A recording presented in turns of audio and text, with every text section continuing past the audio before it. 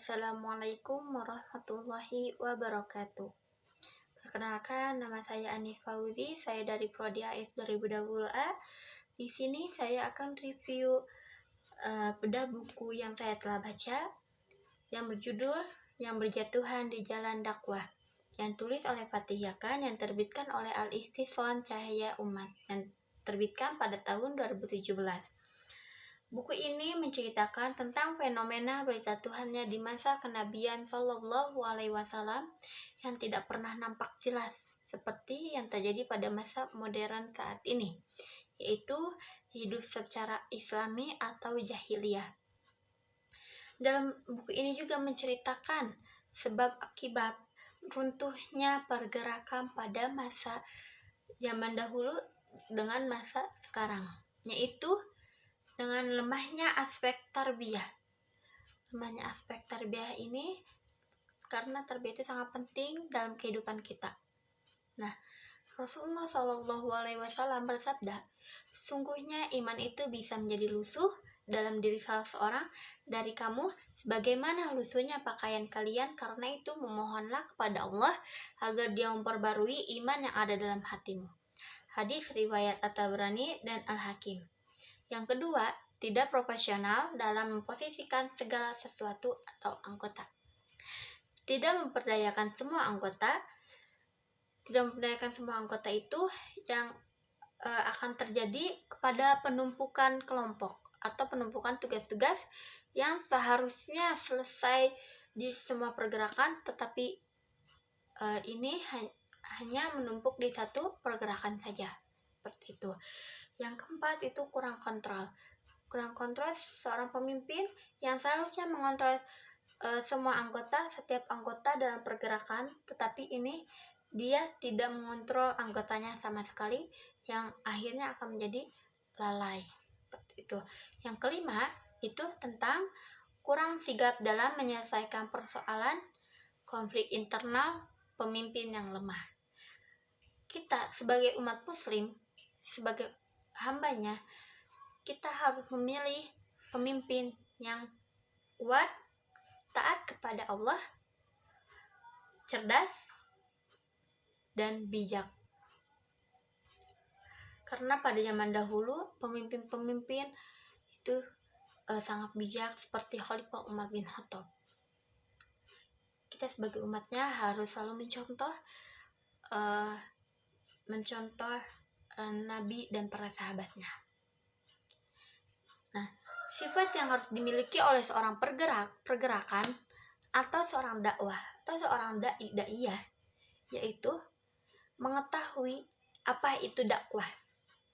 Karena jika kita mengetahui dakwah itu hanya untuk mengajak tapi tidak merangkul, itu sangat disayangkan. Karena dakwah itu kita memiliki strategi untuk bisa merangkul, mengajak kepada jalan yang benar. Dan yang kedua, kita harus yakin kepada diri kita bahwa kita bisa. Ketiga, kita harus memiliki pandangan yang tajam dalam segala sesuatu. Yang keempat, kita harus tahu bagaimana caranya berdakwah dengan benar dan menampilkan strategi yang membuat semua orang menyukainya dan mudah untuk kita membawakan kepada jalan yang benar. Dan buku ini sangat direkomendasikan untuk para mahasiswa dan para daiyah agar lebih semangat untuk menyebarkan pergerakan dakwah ini dimanapun dan kapanpun. Karena zaman ini teknologi sudah sangat canggih, mudah untuk mahasiswa dan daiyah lainnya untuk menyebarkan dakwah ini dalam sistem apapun. Dan buku ini sudah mengubah saya menjadi lebih baik, memotivasi saya agar selalu bisa menjadi lebih baik dan selalu lebih bersyukur kepada apa yang telah terjadi. Buku ini sangat bagus untuk kita tadaburi, untuk kita hayati, karena buku ini sangat bagus sekali. Seperti itu ya. Mungkin cukup sekian presentasi dari Ana. Mohon maaf apabila banyak kesalahan, banyak kekurangan, tutur kata yang kurang jelas, kurang baik, karena kebenaran hanya milik Allah, kesalahan dan kekurangan hanya milik Ana sendiri. Syukron. Wabillahi taufiq wal hidayah. Wassalamualaikum warahmatullahi wabarakatuh. Bismillahirrahmanirrahim. Assalamualaikum warahmatullahi wabarakatuh. Perkenalkan, nama saya Anif Fauzi, saya dari Prodi AIF 2020A. Di sini saya akan review bedah buku yang saya telah baca, yang berjudul Yang Berjatuhan di Jalan Dakwah, yang tulis oleh Fatih Yakan, yang terbitkan oleh Al-Istihsan Cahaya Umat, yang terbitkan pada tahun 2017. Buku ini menceritakan tentang fenomena berjatuhannya di masa kenabian Shallallahu Alaihi Wasallam yang tidak pernah nampak jelas, seperti yang terjadi pada masa modern saat ini, yaitu hidup secara Islami atau jahiliyah. Dalam buku ini juga menceritakan sebab akibat runtuhnya pergerakan pada masa zaman dahulu dengan masa sekarang, yaitu dengan lemahnya aspek tarbiyah. Lemahnya aspek tarbiyah ini karena tarbiyah itu sangat penting dalam kehidupan kita. Nah, Rasulullah Shallallahu Alaihi Wasallam bersabda, sungguhnya iman itu bisa menjadi lusuh dalam diri salah seorang dari kamu, sebagaimana lusuhnya pakaian kalian. Karena itu memohonlah kepada Allah agar Dia memperbarui iman yang ada dalam hatimu. Hadis riwayat At-Tabrani dan Al-Hakim. Yang kedua, tidak profesional dalam memposisikan segala sesuatu atau anggota. Tidak memperdayakan semua anggota.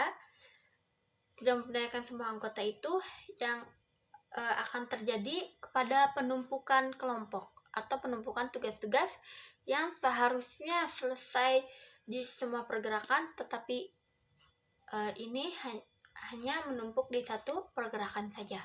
Seperti itu. Yang keempat itu kurang kontrol.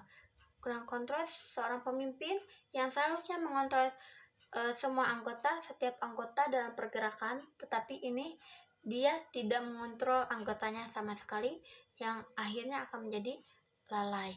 Seperti itu. Yang kelima itu tentang kurang sigap dalam menyelesaikan persoalan konflik internal pemimpin yang lemah. Kita sebagai umat muslim, sebagai hambanya, kita harus memilih pemimpin yang kuat, taat kepada Allah, cerdas, dan bijak. Karena pada zaman dahulu pemimpin-pemimpin itu sangat bijak, seperti Khalifah Umar bin Khattab. Kita sebagai umatnya harus selalu mencontoh Nabi dan para sahabatnya.